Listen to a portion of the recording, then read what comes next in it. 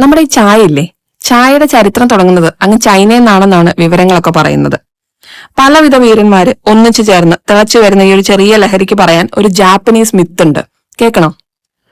ജപ്പാനിൽ പ്രചരിക്കുന്ന കഥ എന്താന്ന് വെച്ച് കഴിഞ്ഞാല്, നമ്മുടെ ബോധിധർമ്മനില്ലേ, അദ്ദേഹം മെഡിറ്റേറ്റ് ചെയ്തുകൊണ്ടിരുന്നപ്പോ ഉറങ്ങിപ്പോയി എന്നും ആ ഉറക്കം ഏകദേശം 9 വർഷം നീണ്ടു നിന്നു. ഉറക്കത്തിൽ നിന്ന് എണീറ്റ ബോധിധർമ്മന് തന്റെ ഈ ഒരു വീക്ക്നെസ്സിൽ വല്ലാണ്ട് വിഷമം തോന്നിയിട്ട് സ്വന്തം കൺപീലികൾ വെട്ടിക്കളഞ്ഞു എന്നും ആ കൺപീലികൾ മണ്ണിൽ വീണ് മുള പൊട്ടി ഉണ്ടായതാണ് തേയില ചെടികളെന്നുമാണ് കഥ. ചിലയിടത്ത് ബോധിധർമ്മന് പകരം ഗൗതമ ബുദ്ധനെ വെച്ച് ഈ കഥ പറയുന്നുണ്ട്. എന്തായാലും ചായയെപ്പറ്റി അന്വേഷിച്ചു പോയപ്പോ കിട്ടിയ ഈ ഒരു കഥ നിങ്ങൾ എത്ര പേര് കേട്ടിട്ടുണ്ടെന്ന് ഒന്ന് കമന്റ് ചെയ്യണം കേട്ടോ. നമ്മുടെ ഇന്ത്യയിലേക്ക് ഈ ചായയിലകൾ വരുന്നത് ബ്രിട്ടീഷുകാരുടെ കാലത്താണ്. ഒരുപക്ഷെ അവരത് കൊണ്ടുവന്നില്ലായിരുന്നെങ്കിൽ നമ്മുടെ ഇടുക്കിയിലെ മറ്റു മലനിരകളെ മറ്റേത് ചെടി വെച്ച് റീപ്ലേസ് ചെയ്യാൻ പറ്റുമെന്ന് ആലോചിച്ച് നോക്കിക്കേ.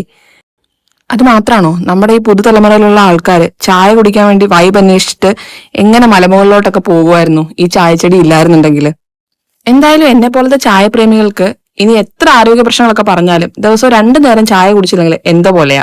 അത് ഏലക്കൊക്കെ ഇട്ട് ചായ ഉണ്ടല്ലോ, അതിന്റെ രുചിയും മണവും ഒരു രക്ഷയില്ല. അപ്പൊ എങ്ങനാ ചായപ്രേമികൾ ഇവിടെ ഹാജരിടുകയല്ലേ. ബൈ.